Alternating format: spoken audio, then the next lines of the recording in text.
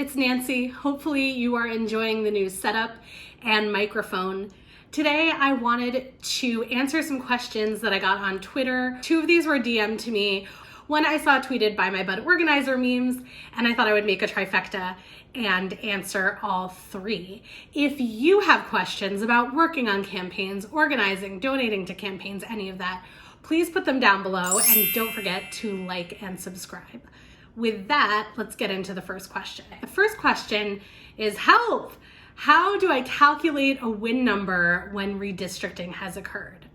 So I think this question is specifically about redistricting, not about calculating a win number in general. However, can't really talk about one without the other. So I am going to put a link to a training on getting your win number, or maybe they call it getting your vote goal, from my friends at NDTC, National Democratic Training Committee. Shout out to them in the description. So if you want to find out more about how you get to your vote goal or your win number, that's a great place to start. Totally understand the question of, oh my gosh, redistricting has happened. How am I going to figure this out? But let's dig into why we're asking that. That's sort of predicated on the idea that building a win number is a science, when in reality, it's more of an art and a science, right? So to build your win number in any district, you're going to look at vote totals from past elections, but you're also going to look at the circumstances of those elections. So when was the last time that there was a competitive challenger in this district? What was the difference between vote totals on a year with a presidential and no presidential? The last time the seat was competitive, was it an open seat? When was the last time that this was an open seat? What about the demographics of this district might have changed since some of these totals? Even in a scenario where you don't have redistricting to contend with, it's not as easy as saying, okay, 14,000 people voted last time in this district, so I need 7,000 plus one votes to win. There's a whole confluence of circumstances that might bring that number up or down based on this specific election. So taking that into account, you're basically going to look at past elections that have happened in this district and then look at how the district has changed. Ideally, you should be able to find precinct level data on how many people turned out in congressional elections or state senate elections or whatever your race is. So maybe I'm in state senate district 22, the lines have changed to now incorporate people who were in the old state senate district 24. Well, how did those precincts that are now in my district turn out in similar elections? Did they turn out when there was a competitive congressional? When was the last time there was a competitive congressional? When was the last time that this state house seat was open? And do the same exercise for those, and then you're going to go precinct by precinct and figure out about how many people you think are going to vote. Now, when you go and look back after the election, are you going to be able to go precinct by precinct and say, yep, 50 people voted there just like I thought. Oh no, we're going to lose. There are 49 in this one. Obviously not. Again, this is as best a guess as you can get. At the end of the day, as long as you have the votes, it's not going to be important to you from which precincts those votes came. But it will help you figure out a win number in a district that might look a little bit different than your old one.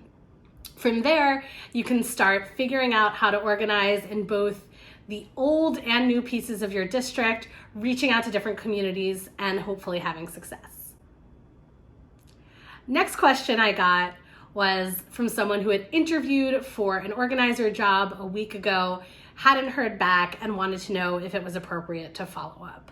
Totally get where this question is coming from, because we all know on campaigns, it's like, you don't have the money to hire, you don't have the money to hire, okay, you're approved to hire this position and you want someone yesterday. So when you have an interview and then you don't hear back, that can feel really strange.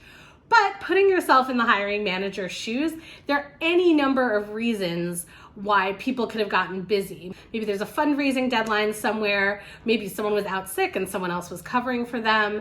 Maybe you needed approval of a campaign manager who wasn't available to talk about this hire for a couple days. Or maybe it just got put on the back burner for funding something else. You never know. First of all, after an interview, I always like to send a thank you note right afterwards. I've seen some traffic on Twitter about saying it doesn't matter if you send a thank you note, jobs will just ghost you anyway.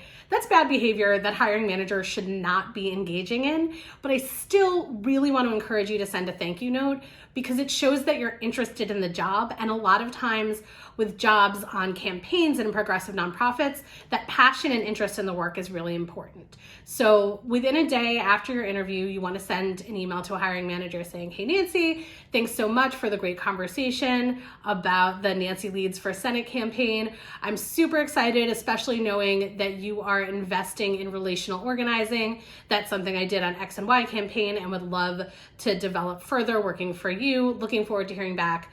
Thanks so much, Nancy. You'll either get a response or not from the hiring manager. Don't read too much into that. I also encourage people on interviews to always ask, what are the next steps? Because then you have an idea of when you should be hearing back from the campaign. So they may say, we're looking to make a decision in the next 48 hours.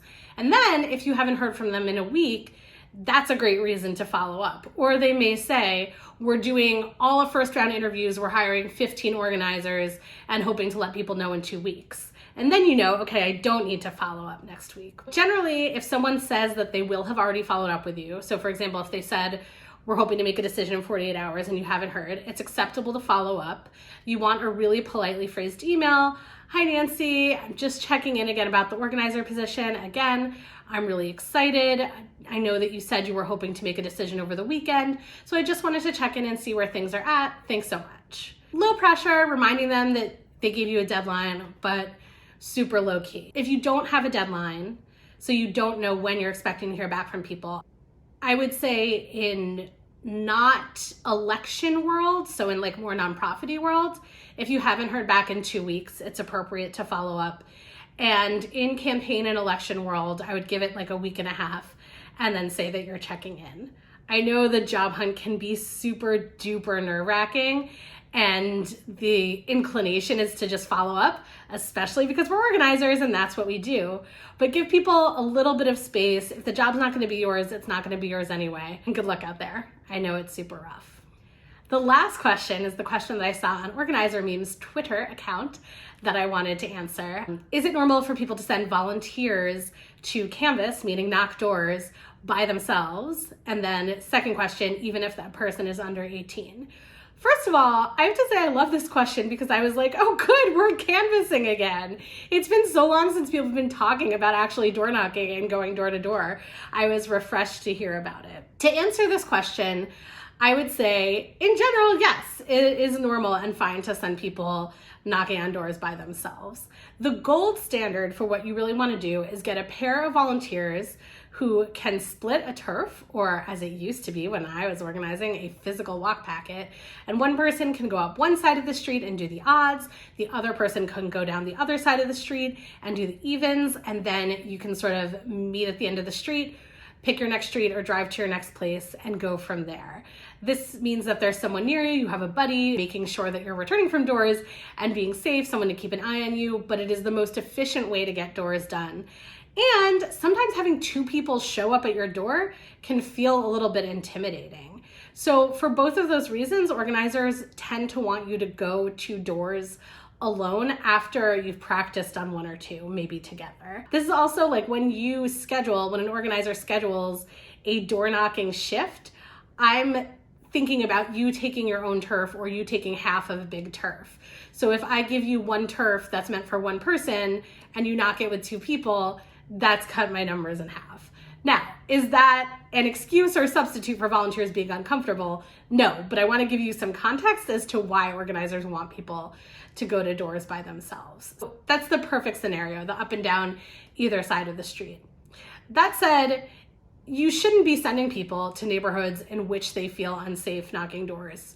They shouldn't be knocking in places where they don't feel safe. But if people feel nervous and they want some practice, that's totally cool. Instruct them that they can practice going to doors together a little bit. If people don't feel safe at night and they want to go together, I think that makes sense, especially if you are canvassing a little bit later because maybe it's GOTV.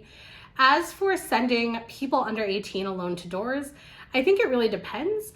I wouldn't send 13-year-olds alone to a door, but I wouldn't send 2 13-year-olds alone to a door either. If someone is old enough that they are driving their own car and they are feeling safe and confident to canvass on their own, then I would say, why not? But again, your volunteer's comfort and safety is important. So if someone is a teenager or of any age and they don't feel comfortable, come up with a plan so that they can, whether that means canvassing a whole route, 2 of them together, whether that means trying some doors with a more experienced volunteer, or that means starting out knocking in their home precinct. I really hope that you found these answers helpful.